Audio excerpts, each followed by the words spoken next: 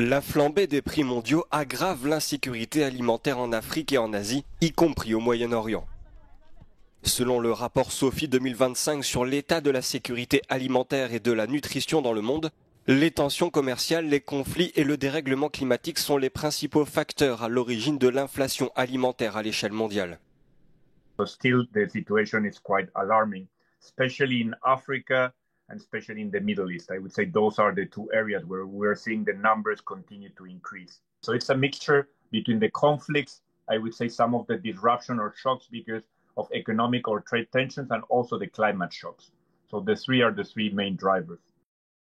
La proportion de la population souffrant de la faim en Afrique dépassait 20% en 2024, touchant 307 millions de personnes. En Asie occidentale, on estime que 12,7% de la population, soit plus de 39 millions de personnes, souffraient de la faim l'année passée. Les conditions de vie de plus en plus difficiles des petits agriculteurs et des populations rurales dans les pays en développement sont un catalyseur des flux migratoires économiques.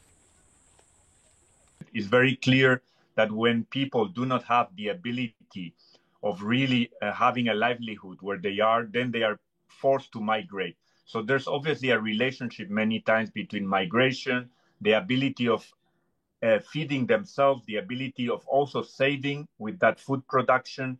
Les petits exploitants agricoles, ceux ayant moins de 2 hectares de terre, produisent un tiers de la nourriture mondiale et jusqu'à 70% de la nourriture en Afrique. Ils sont donc essentiels à l'approvisionnement et à la sécurité alimentaire de leur pays. Pourtant, ils vivent dans la pauvreté et la faim.